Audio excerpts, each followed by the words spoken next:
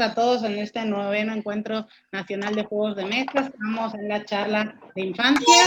Bienvenidos a todos y todas, así que les dejo la palabra con muchas ganas de escucharlos. Bueno, nuevamente, bienvenidos. ¿Cómo andan? Buenas tardes, buenas noches sería.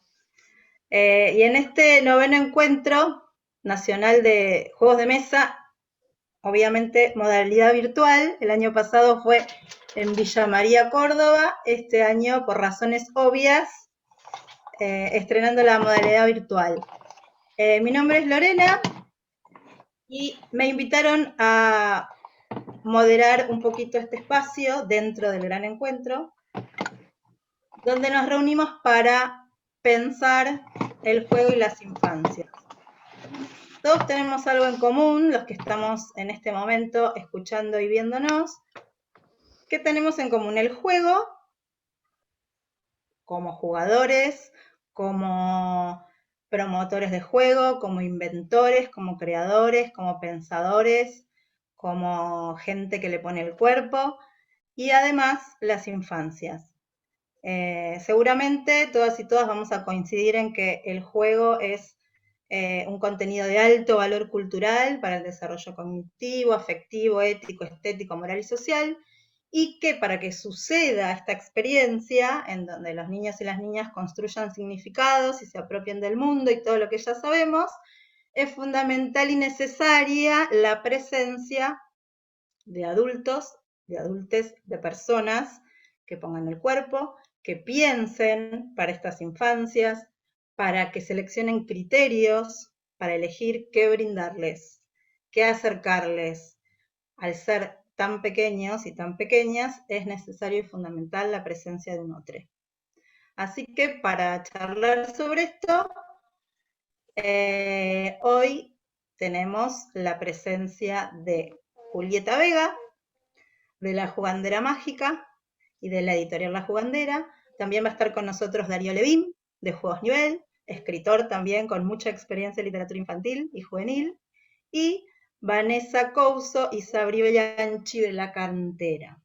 Lo que vamos a hacer es, va a empezar Julieta, vamos a contar más o menos 10-15 minutos, después va a seguir Darío, después van a seguir las chicas de La Cantera, y al final vamos a dejar un espacio para preguntas. Y creo que con eso llegaríamos. Vamos viendo. Yo voy a ir contabilizando el tiempo y les voy avisando.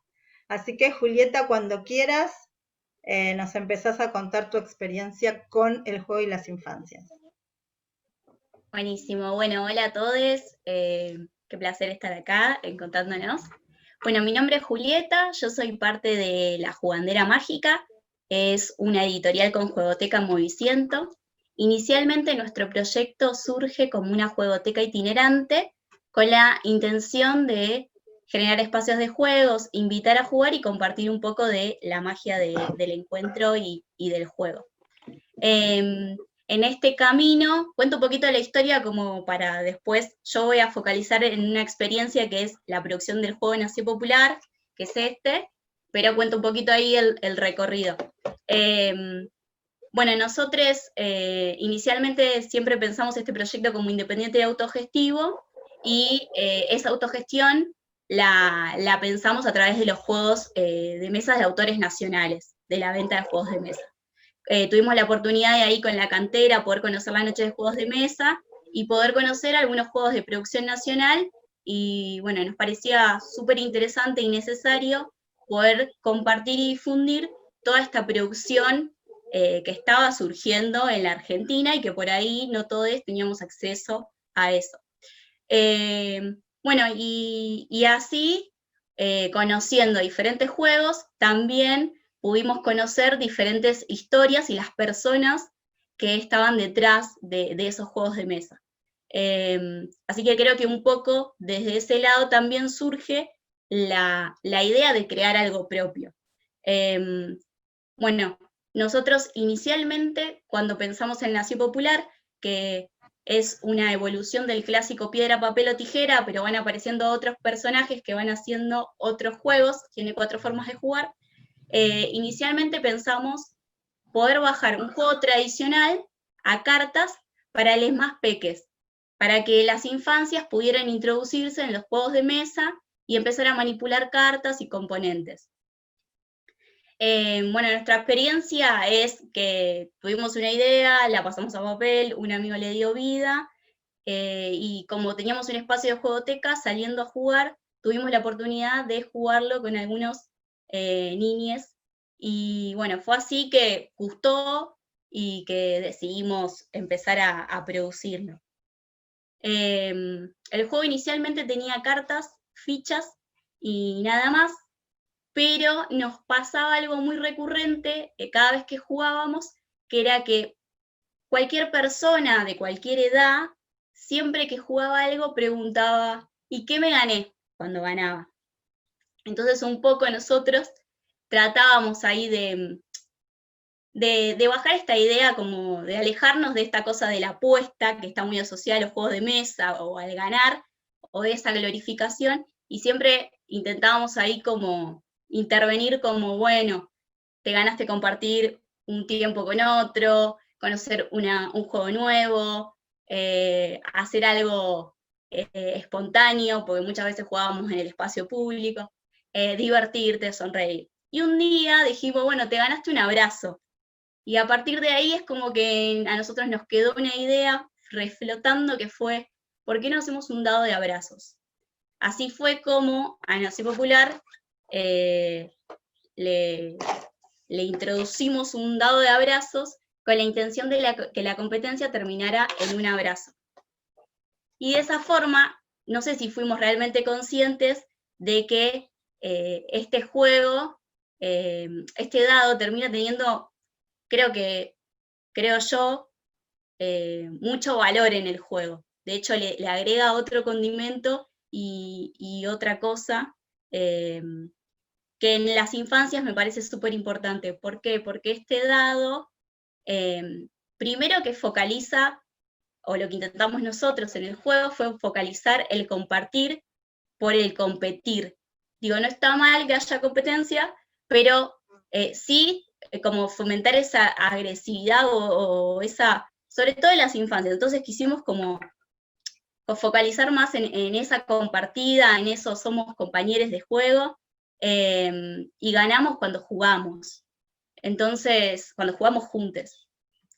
Y después, por otro lado, además de incorporar la corporalidad en un juego de mesa, también nos dimos cuenta en el andar que este valor, que este dado, tiene el valor también de poder trabajar el consentimiento, de poder también desnaturalizar el contacto, de permitir que las infancias también manifiesten, bueno, cómo les gusta que los abracen, o cómo les gusta abrazar, si les gusta o no, si hay abrazos que le incomodan, de qué forma les gustaría abrazar a los otros. Entonces, bueno, desde ese lado, nuestra experiencia con el Nación Popular, y bueno, pensando también en esta charla, pensaba como, bueno, la realidad que tenemos, ahí lo decía un poco Lore al principio, como adultos en las infancias, ¿no? Porque a veces siempre nos planteábamos, por lo menos con el proyecto de la jugoteca, bueno, todos los niños tienen las mismas oportunidades de juego, los adultos, ¿qué juegos estamos también enseñando a jugar? Todos jugamos, pero también de alguna forma necesitamos ser jugados. Entonces, bueno, desde ese lado también pensar a la hora de diseñar qué juegos estamos diseñando para las infancias, y creo que todavía como, si bien está creciendo un montón, hay que seguir ahí trabajando para producir juegos, nada, que tengan otros contenidos, para crear infancias libres, amorosas, jugadas, se necesita jugar. Y bueno, eso es un poquito la experiencia. Después, si quieren dejar ahí alguna pregunta para retomar al final, paso ahí el micrófono. Gracias, Juli. Yo ya tengo una pregunta, capaz que ya se le ocurrió a alguien, pero después la dejamos para después. Bueno, seguimos con Darío Levín, que tiene un montón para compartir también. Me habilito ahí el micrófono, ¿qué tal? Buenas tardes, buenas noches. La verdad que es un horario raro. ¿Cuándo se dice buenas tardes y cuándo se dice buenas noches? Creo que las 8 es el horario en que se pasa, ¿no? Porque Sí. una cosa es a las 7, pero a las 7 es muy de día todavía en verano, y decir buenas noches es como raro. Es una gran pregunta, ahí ya estamos jugando. No sé si se dieron cuenta que a partir de una pregunta, de una cuestión o de algo que nos intriga en el universo, podemos empezar a jugar. Desde ahí es de donde partimos con Juegos Nivel, ¿sí? Juegos Nivel nació a partir de un problema que tuve yo. Perdón, voy a sacar porque me aparece la vista del hablante y los quiero ver a todos, quiero ver las caritas de todos. Juegos Nivel nació como un emprendimiento cuando yo me quedé sin trabajo. A fin del 2018 yo trabajaba en una agencia de publicidad y me quedé sin trabajo y pasé el verano pensando qué podía hacer para recuperar, para poder volver a activarme en mi trabajo. Pero quería hacer algo diferente. Yo había trabajado mucho tiempo en educación no formal, ¿sí? En recreación, y aparte también durante muchos años, y actualmente, escribo libros infantiles. Les muestro algunos. Este es uno de los últimos que salió, Visiones del Futuro. Tengo más de 15 libros publicados, así que en cierta forma siempre estuve ligado con las infancias, con los chicos, con los niños. Y cuando trabajé en educación no formal, uno de los parámetros más importantes era la recreación, era poder jugar, era divertirse y pasarla bien, más allá de un montón de valores, conceptos, objetivos que se transmitían con el juego. El chico cuando está jugando no se da cuenta que está aprendiendo, y desde ahí es donde parte Juegos Nivel, ¿sí? Mi hija Sofía, en su momento, en el año 2019, en realidad al fin del 2018, estaba en sala de 5 y es de las más chicas, porque nació el 20 de junio. Mientras todos los chicos ya leían bastante bien en sala de 5, a él les dificultaba mucho lo que era el reconocimiento de las letras. Entonces dije, ¿cómo yo, como padre y como conocedor de la recreación y del contacto con los chicos, podía ayudarla con esto, ¿sí? ¿Qué herramientas podía darle para poder empezar a trabajar con esto? Entonces se me ocurrió hacer un juego, empezar a jugar con ella con cartas, ¿sí? Que era algo que usábamos, nosotros jugábamos, por ejemplo, al Uno, ¿sí? Acá en casa, y las cartas, que era una herramienta conocida por ella, dije, vamos a inventar un juego que sea con cartas. Y así fue como desarrollé Letra más Letra, ¿sí? Es un mazo de cartas, 140 cartas, que lo que tiene son dibujos, ¿sí? Todos escritos con imprenta mayúsculas, palabras cortas, ¿sí? De 3 o 4 letras, ¿sí? Todas palabras conocidas para los chicos a partir de 5 años, lo que permite fomentar la lectoescritura, porque aparte tiene letras en imprenta mayúscula, ¿sí? Hay más de 100 cartas que son letras. Tiene dos modalidades de juego, ¿sí? Donde los chicos tienen que ir armando palabras a medida que van saliendo los dibujos, y reconociendo cuáles son las letras que tienen ellos en sus manos y cuáles son los dibujos que van saliendo. A partir de esto, obviamente, Sofi se entusiasmó tanto que empezó a jugar y terminó ganándome muchas veces, cuando la idea no era que me ganara, así que tuve que empezar a inventar otro juego para ver si le ganaba yo. Pero lo que se dio con este juego era que, bueno, una vez que ya tenía la idea, ¿cómo lo hago realidad? ¿Sí? Yo hice el formato, primero lo armé el prototipo, y el juego estaba buenísimo. Bueno, ahora quiero que llegue realmente a muchos chicos. Yo, por mi experiencia de trabajar con editoriales, ¿sí? Con los libros, dije, en este caso quiero correrme de la editorial, ¿sí? Si bien una editorial de libros funciona muy similar a lo que es una editorial de juegos, ¿sí? Por lo que es la distribución, la comunicación, la impresión, quería hacerlo por mi cuenta. Y no sé si conocen la herramienta, la plataforma Ideame, ¿sí? Que es una herramienta, una plataforma de crowdfunding, que permite a las personas, a cualquier persona, presentar un proyecto, y a través de la comunicación en redes sociales, la gente va poniendo plata, va dando plata en función de premios que quien propone el proyecto les va a entregar posteriormente. Por ejemplo, pones 500 pesos, te doy un juego de cartas, por 1000 pesos te doy 2, por 2000 pesos te doy un juego de cartas, te lo llevo a tu casa y te enseño a jugar. Bueno, como diferentes premios, ¿sí? De eso se trató. El periodo de campaña duró un mes, pude vender 60 juegos en ese momento, entonces a partir de esa recaudación hice una impresión de 200 juegos, ¿sí? Y esos 200 juegos después los empecé a vender, regalé también mucho en colegios, ¿sí? Donde tengo un montón de docentes conocidos y directores que lo fueron implementando también como recurso. Y acá también es lo atractivo. Hoy por hoy muchas escuelas, que antes no pasaba, llegó a la par a estar el espacio de la ludoteca o la juegoteca. Antes estaba la biblioteca nada más, y muchas escuelas no tenían la juegoteca o la ludoteca. Entonces se empezó a gestar este lugar como un lugar importante de desarrollo para los chicos, ¿sí? Porque solamente el recreo tenía que ser un espacio de juego libre y no podía haber un espacio de juego reglado, donde también se podía transmitir ciertos contenidos. Entonces la verdad que el espacio de la juegoteca y la ludoteca vino muy bien para lo que era la comunicación y el fomento de lo que era este juego que yo estaba desarrollando.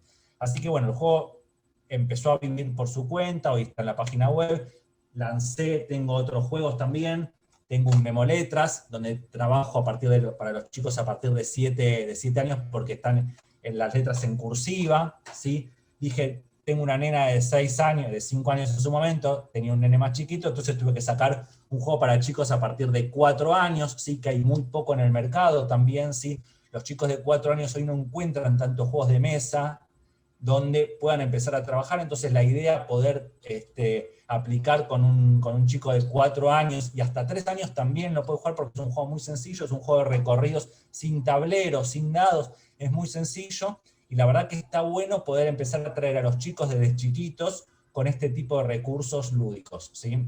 Porque en realidad el chico empieza jugando desde las primeras infancias, lo único que tenemos que poder hacer es trasladarlos a la mesa y empezar a jugar de forma más reglada, ¿sí? Más reglada, como hablaba recién Juli, en lo que es la competencia también, ¿sí? Hoy por hoy la competencia no es solamente uno contra otro, sino que hay un montón de tipos de competencia. Puedes jugar uno contra uno también, ¿sí? O puedes jugar uno contra el tiempo, ¿sí? Hay un montón de juegos donde juega el participante contra un determinado tiempo, o el participante contra un desafío, ¿sí? Armar el sudoku, completar el sudoku es contra el desafío, o también contra uno mismo, ¿sí? Voy a tener que poder cerrar el crucigrama, tengo que terminar el crucigrama, y voy al diccionario a buscar las palabras.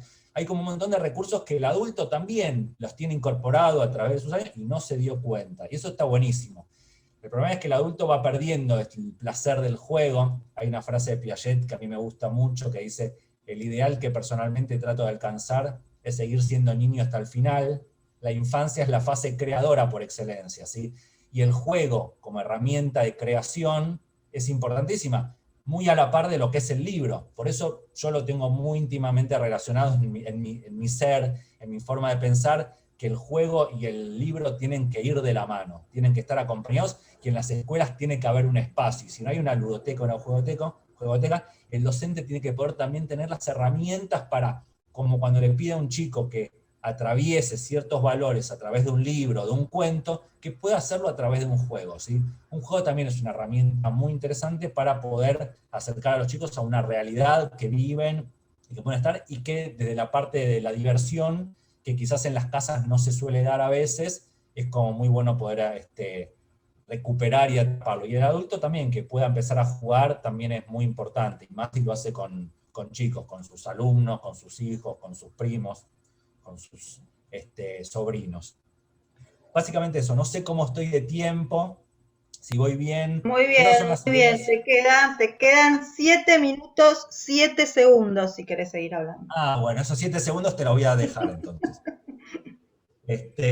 Bueno, yo creo que el espacio del juego del chico, sí, tiene que darse, sí, en los diferentes contextos, sí, y no solamente en el lugar de la escuela. Hoy por hoy la ciudad de Buenos Aires, porque es donde yo vivo en Capital Federal, tiene un montón de zonas, de lugares, ¿sí? De ludotecas y de juegotecas donde se pueden asistir. Si la escuela no tiene una juegoteca, hay varios lugares en diferentes barrios que se puede asistir, ¿sí?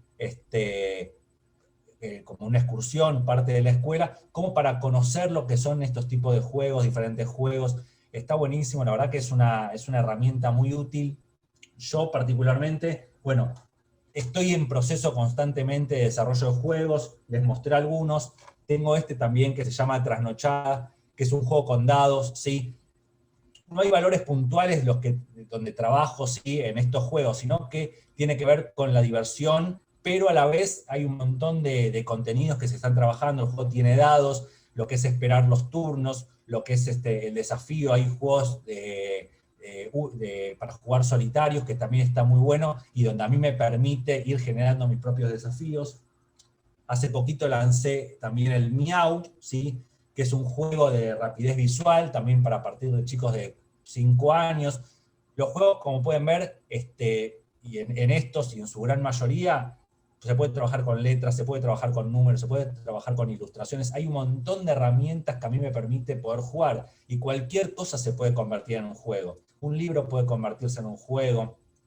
En la computadora, un sitio web puede convertirse en un juego, ¿sí? Tenemos que empezar a tomar todos los recursos que tenemos a nuestro alrededor para poder convertirlos en algo lúdico, en un juego, y buscar, por un lado, la diversión, ¿sí? Y por el otro lado, poder transmitir ese mensaje.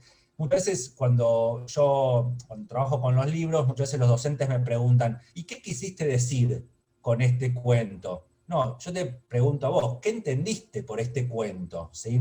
Porque muchas veces no es yo lo que quise transmitir, porque quizás yo quise transmitir algo muy chiquito y lo que vos entendiste fue gigante. Y me pasó una vez con una ilustradora que ilustró un libro mío, todo al revés de lo que yo había querido contarlo, en realidad. ¿Sí? Curiosamente interpretó otra cosa, que a mí me encantó, y dije, déjalo así. Cuando se lo conté me dice, lo cambio. No, déjalo así, porque es otra interpretación. Lo podés leer sin mirar las ilustraciones y entenderlo de una manera, o mirando las ilustraciones y entenderlos de otra. Entonces, si el libro puede hacer eso, el juego también puede hacer eso, ¿sí? Un juego, yo cuando doy estos juegos, los vendo también como herramientas, como recursos, porque el juego de letras, de las cartas, si bien yo presento 2 modalidades de juego, hay un montón de modalidades de juego, se puede jugar el ahorcado, se pueden jugar un montón de cosas. Entonces, lo importante es tomarlos como recursos y a partir de ahí empezar a trabajar, ¿sí? Nada servido en bandeja, todo podemos reformularlo, reciclarlo, rearmarlo, cualquier cosa que venga dado vale para poder reformularlo. Trabajémoslo siempre sobre ese camino, y creo que es lo más importante, ¿sí? Yo retrabajé la necesidad de mi hija en cómo pude ayudarla no le pedí ayuda a la docente, yo dije, vamos a hacer algo para que ella y todos los chicos que necesitan un empujón y puedan ayudar, y necesiten ayuda, puedan trabajar con eso. Y creo que es ahí donde está el núcleo interesante de lo que es el juego en las infancias.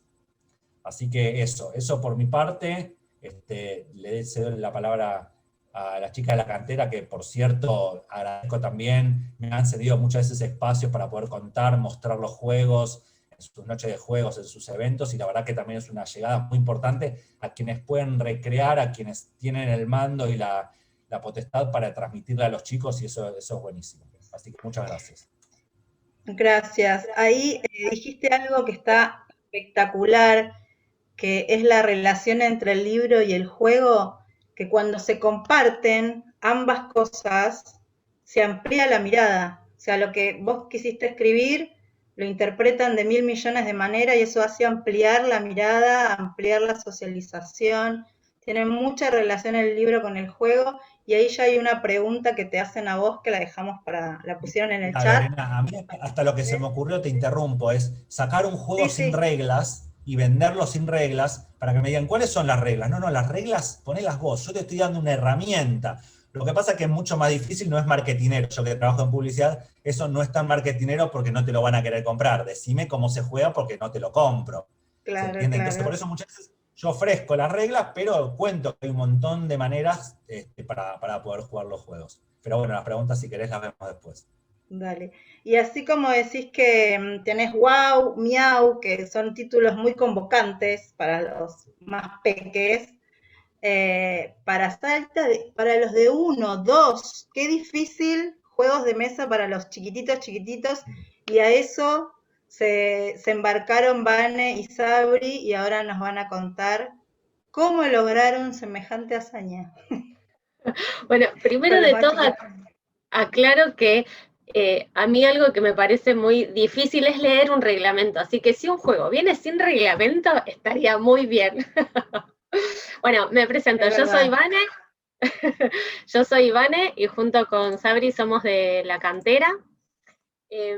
Nosotras no diseñamos juegos, nosotras lo que hacemos es seleccionamos juegos que conocemos para llevar al jardín, tenemos un criterio de selección que fuimos construyendo y que se sigue construyendo.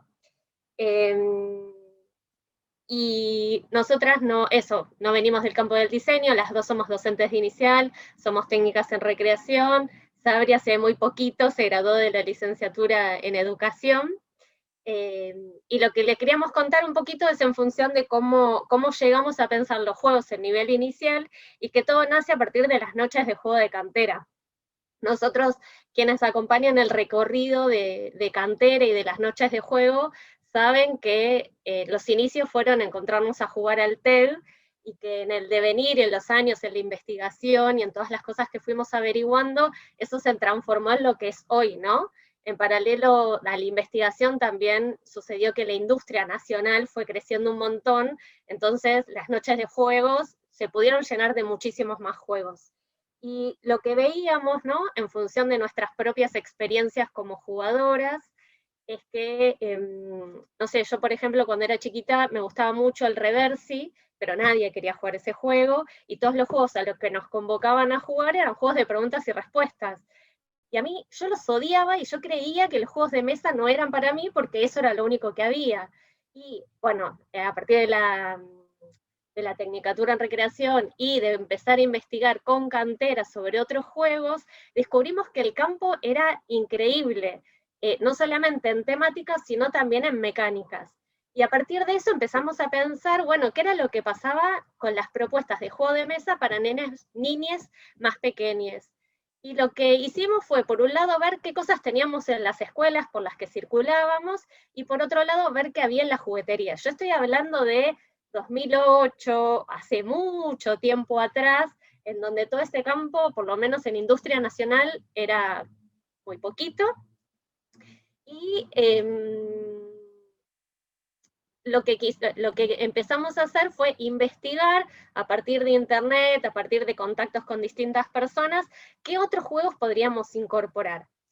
Lo que nos encontramos que había en las escuelas y en las góndolas en general eran juegos con mecánicas muy parecidas, muy repetitivas, que eran como los juegos de la OCA, juegos de recorrido, de lotería, algunos juegos de memoria, pero que lo que pasaba era que iban cambiando según el personaje de moda, ¿no? Como que no había juegos o dinámicas o mecánicas diferentes, siempre era lo mismo.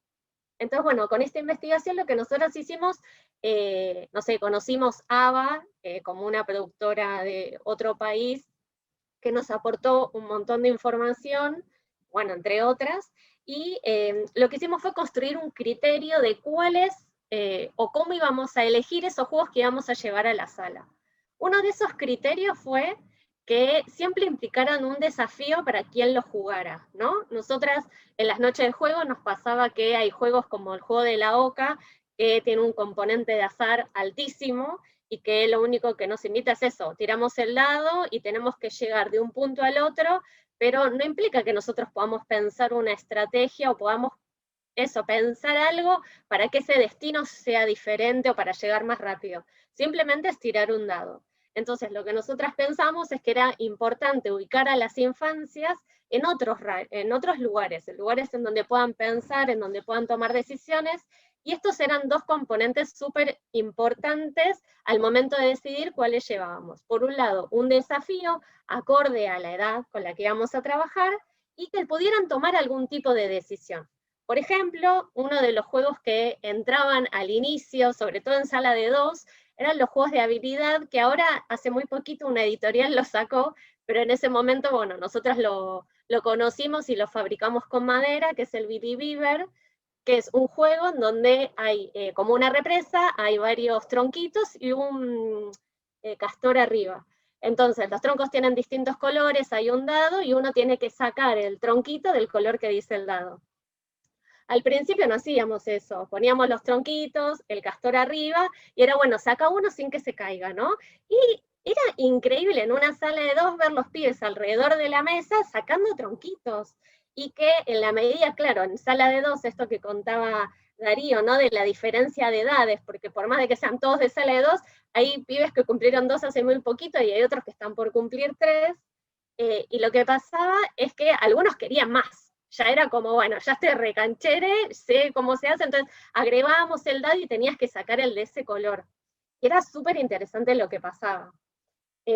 Después otro de los juegos, como el GIS, que creo que Sabri lo tiene por ahí, es un juego que tenemos que construir viboritas, y lo que pensábamos era lo importante de poder manejar estos materiales, ¿no? Muchas veces lo que pensamos es que queremos llevar un juego de mesa y jugarlo exactamente de esa manera. Y la realidad es que para construir ese recorrido nos lleva mucho tiempo. Entonces, como con los libros, muchas veces pensamos a los libros como objetos, como la posibilidad de estar en contacto para después mirarlos, abrirlos, leerlos. Bueno, con los juegos pensamos algo parecido, ¿no? Que los puedan tocar, que los puedan manipular y que sea un material resistente para esa manipulación.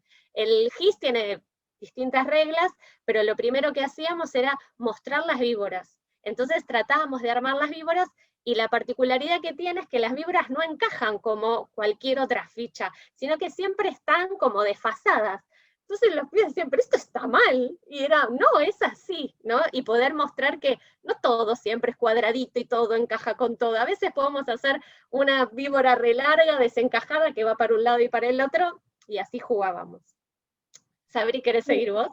Lo bueno de esto es que Vane tenía más edades más pequeñas, ponele 2 años, 3, yo tenía 4 y 5, entonces esos mismos juegos los íbamos como probando con las distintas edades y veíamos eso, que pasaban distintas cosas y se iba viendo como este recorrido lúdico y esta exploración que en un principio, como contaba Vane, era por ahí más encajar o ver y armar las figuritas directamente, y después cuando eran más grandes era como ya sí respetar la regla propia del juego, de poder armar las víboras y ver cuántas cartas tiene cada jugador o jugadora, ¿no? Bueno, y en relación a esto de que nos preguntábamos qué cosas tienen que tener estos juegos de mesa para poder llevarlos al jardín, era esto del desafío, era esto de que se relaciona con poder tomar las decisiones, de poder tomar decisiones en ese objetivo que me propone el juego, y decir, bueno, acá puedo armar esta estrategia y jugarlo varias veces, porque no va a ser lo mismo jugarlo la primera vez y armar, entender la regla y después ir armando como distintas estrategias a medida que lo vas jugando más veces con distintas personas, ¿no? Después también lo pensamos desde el lado de que es una forma de vincularse de otra forma, de otra manera, digamos, que otras propuestas que quizás hay en el jardín, ¿no? De otros juegos, que no son juegos de mesa, que te invitan a mirarte, que te invitan a desafiar a la otra persona, que te invitan a tener que explicar a lo mejor una regla, porque después en un principio explicábamos nosotras, pero después son ellos y ellas agentes multiplicadores que van contando y van desafiando y van explicando las distintas reglas, ¿no? Entonces eso también nos parecía como que proponía los juegos de mesa en general, ¿no? Y al ver que tenían desafíos y que podían tomar decisiones, los elegíamos también por eso.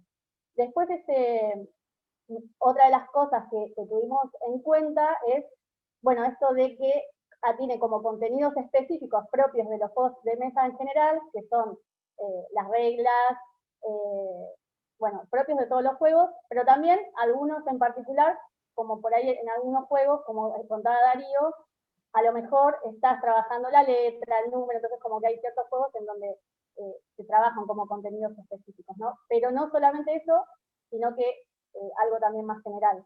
Y bueno, y todas esas cosas, todas esas líneas que nos pusimos a pensar y empezamos a elegir y empezamos a seleccionar, los íbamos probando, porque también eso, algo que decías vos, Darío, que estaba bueno poder jugarlo, pasarlo por el cuerpo y ver cuál es ese desafío, ver a mí en qué me desafía, ver si puedo tomar ciertas decisiones. Nos pasó con algunos juegos que parecían que eran como muy cooperativos, pero al final no eran nada cooperativos, que parecía que sí, que te lo vendían como cooperativos, pero que después al probarlos nos dábamos cuenta que no pasaba eso. Entonces como eso también es importante, poder probarlos, jugarlos, ver los tipos de estrategias que se pueden generar, ¿no?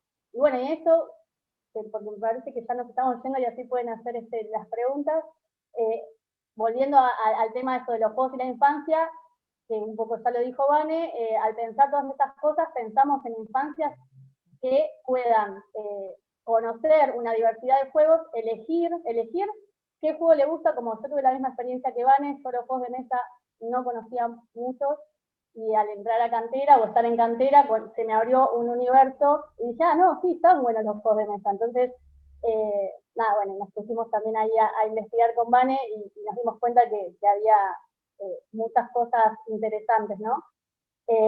Bueno, y esto, poder elegir me parece que es súper importante para pensar las infancias. Y bueno, no quiero hablar más porque tengo miedo de irme del horario. Yo quiero decir una cosita más. Lore, cualquier cosa, nos tocás el silbato y cortamos. Dos cosas más que venimos como pensando con Sabri, también en esto del criterio de selección, tiene que ver con, teníamos en cuenta cuáles eran los saberes previos que tenían que tener los pibes para poder, para que podamos enseñar ese juego, ¿no? Que no sean cosas que todavía no sepan, porque al no poder dominarlas, a veces es difícil poder jugarlas de verdad, ¿no? Cuando a veces jugaban como juegos de oca, que tenían que sumar y agregar, y había pibes que todavía todavía no contaban, era muy difícil, estaban como en una desigualdad bastante importante para poder jugarlas. Y después otra cosa que nos parecía importante era apostar, o es algo que pensamos desde cantera también en las noches de juegos, que es apostar a la construcción del recorrido lúdico. Es algo que nos robamos de Laura Devetach, de la construcción del camino lector, que nos parece que está bueno, ¿no? En todas las cajas de juego siempre hay un número que nos dice a partir de qué edad, ¿no?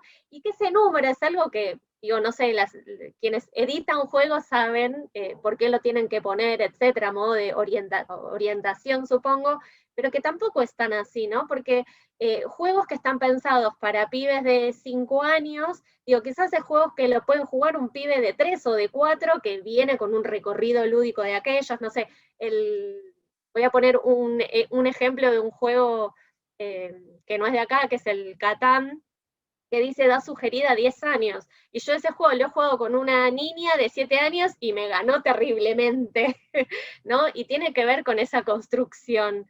Y me parece que eso es algo a lo que tenemos que mirar, ¿no? De no estar estereotipando de que este juego es para 5 y si no lo lograste, los juegos de mesa no son para vos. Digo, este es otro concepto que también tratamos de desarmar. Nosotras creemos que los juegos de mesa pueden ser para todos y que para eso es importante que los docentes tengamos una buena formación, que sea muy rica esa formación, para saber qué ofrecerle a ese niño, ¿no? Digo, como las experiencias que contábamos con Sabri, a veces te muestran algo tan acotado, entonces uno piensa que eso no es para uno. Y en realidad hay una variedad tan inmensa que es necesario que podamos conocer y pensarlos a los juegos esto como parte de nuestra cultura y que también forma parte de la tarea de la escuela, ¿no? Que es acercar la cultura a los pibes y que se la puedan apropiar, ¿no? Que no sea algo de una cuestión elitista, que a veces pasa en los juegos de mesa, que es una cuestión media cerrada y que tratamos de que sea para todos. Eso, perdón. Yo quiero agregar algo a esto de que está diciendo Vane, que está muy bien, el tema de las edades, de por qué aparecen en los juegos, ¿sí? Desde mi experiencia tiene que ver también con que, si bien hay que poner, porque es orientativo, tiene que ver con evitar la frustración muchas veces de los chicos, ¿sí? Cuando un chico está jugando, muy a diferencia de un libro, el libro si no lo puede leer, no lo agarra, el juego lo agarra, y si no lo puede jugar, se frustra, si pierde se frustra. Entonces también la edad, como decías, puede ser que una nena de 7 años juegue un juego de 10, y está buenísimo, pero ahí es donde entra el adulto para poder evaluar y poder entender si realmente ese chico puede jugar ese juego o no. A partir de 10 años debería poder jugar porque el ciclo evolutivo ya te lo permite, por tus conocimientos, tu bagaje, un montón de cosas. El de 7 no, pero no quiere decir que el de 7 pueda jugarlo, lo mismo que con un libro. Los libros aparecen también a partir de 12 años, a partir de 10 años, pero lo pueden leer chicos más chicos. Yo mis libros a partir de 6 o 7 años se lo leo a mis hijos de 3 y 4, y sí, con el tiempo ya lo fueron entendiendo. Tiene que ver también con los procesos que el adulto le va dando a cada uno de los chicos, pero más que nada eso, del cuidado con la frustración, que con el juego pasa muchas veces. Sí, por eso para nosotras como educadoras nos parece central como nuestro rol, no central porque gire todo alrededor nuestro, sino por poder ver eso, ¿no? De poder ofrecer cosas en función de las trayectorias y de esos recorridos que van construyendo los pibes. Sí, exacto. Espectacular, sobraron 20 segundos. Increíble. ¡Vamos! Yo me llevé segundos. Me queda resonando palabras que coinciden en las 3 experiencias que acaban de compartir, que es el proceso, el recorrido, el no quedarse con lo que ya existe, en transformarlo, en recrearlo, en ir construyéndolo. Algo que parece acabado, ven la experiencia de que los chicos y las chicas juegan y que se le puede agregar otra cosa, que nunca esté cerrado, me parece espectacular. Y una de las preguntas que hay para Darío, de Rod Dillon, es si no pensaste el juego desde el libro, que por qué saltaste directamente al juego o a las cartas, ¿por qué no derivaste desde los libros un juego? Es que en realidad todo juego tiene algo de libro y todo libro tiene algo de juego, como que están unidos y ya lo habíamos planteado y ya lo estuvimos hablando. Salté a otro mundo, digamos, a otro rubro, porque ya estaba metido en el de libros y quería hacer otra cosa. Si bien he tenido conversaciones y sé que hay muchos libros y juegos que están íntimamente relacionados y que a partir de la lectura hay que ir jugando, que eso también es una asignatura pendiente que tengo, que está buenísimo. No conozco los nombres, me los han pasado en su momento, sé que hay para diferentes edades, pero a partir del libro, sí que el libro ayuda al chico a jugar con un juego y que vengan juntos, tanto el libro como el juego, también es un espacio lindo, atractivo, muy bueno, y sí se pudo haber pensado. Es más, el juego de cartas lo trabajé con letras, y las letras están en los libros, así que, y la lectura, así que básicamente el juego de cartas es casi como un libro. Perfecto. Y para las chicas, para Vani y para Sabri, pregunta de Obdulio, ¿se usaban a los niños y niñas como conejillos de indias? Y después como que agrega que la experimentación es fundamental. O sea, lo que ustedes vivenciaron ahí es lo que hablábamos recién. Si no ven cómo funciona, no se avanza, no se hace el recorrido, no se sigue construyendo. Bueno, algo para diferenciar les conejillos de indias con les niñes, es el consentimiento, ¿no? Nosotras no imponíamos, no agarrábamos a los pibes y los poníamos en algún lugar y que experimenten, digo, más allá que sé que es irónico. Lo que hacíamos es esto, ¿no? En jugar con niñas tan pequeñas implica poder un adulto acompañar esa propuesta, y para eso creamos un dispositivo dentro de la sala, ¿no? La multitarea, multipropuesta. Entonces, las propuestas sostenidas por los materiales y porque ya eran propuestas que los pibes conocían, hacía que pudiéramos ocupar ese lugar enseñando un juego de mesa con quizás 3 o 4 pibes y que después iban circulando. A veces, yo me acuerdo del Billy Beaver, cuando lo llevé la primera vez era un solo, y que después ese era como el juego que explotaba, ¿no? Entonces después, aparte del Billy Beaver, una vez que empezó a funcionar solo, empezamos a incorporar otros, y los pibes iban como rotando. Buenísimo. No sé si respondí la pregunta de Obdulio. Sí. Dijo, no lo sé, no lo sé.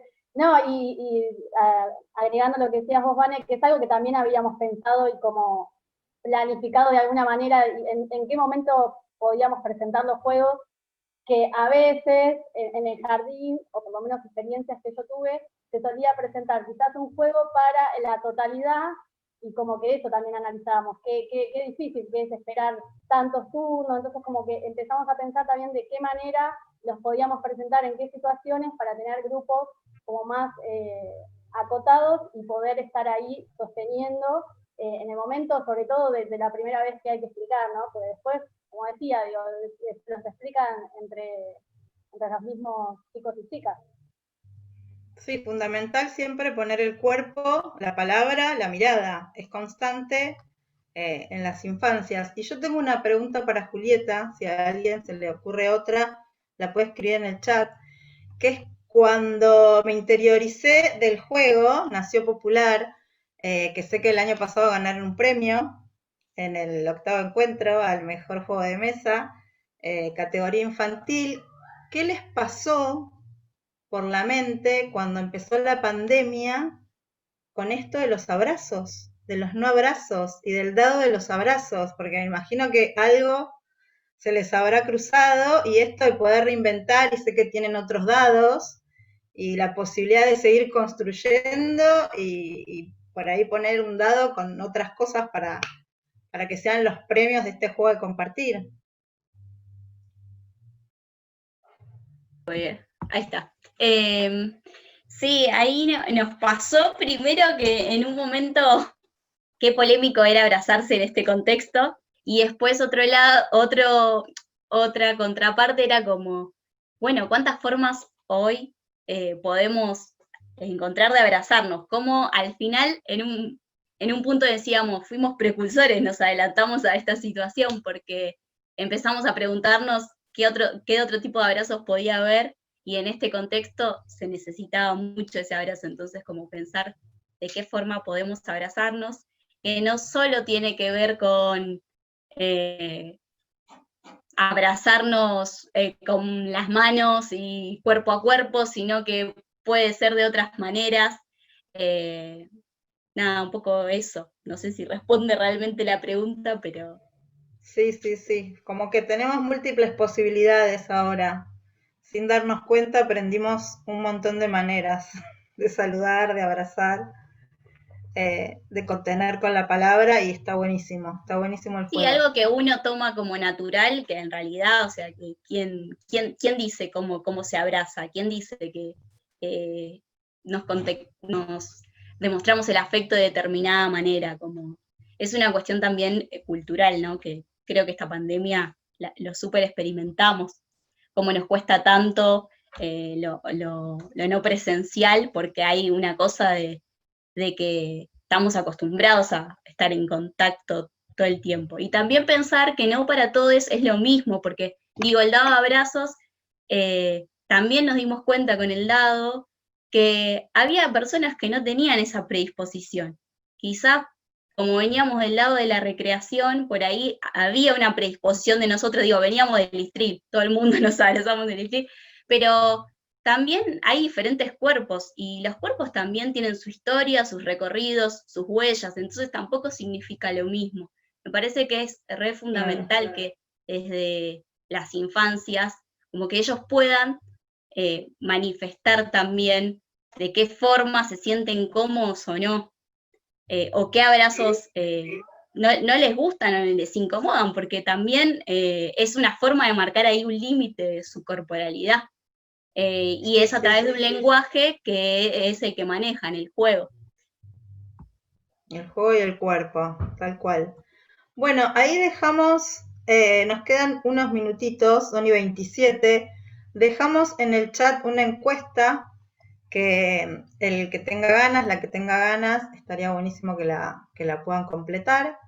Y desde acá agradecerles, la verdad, el encuentro espectacular, las experiencias.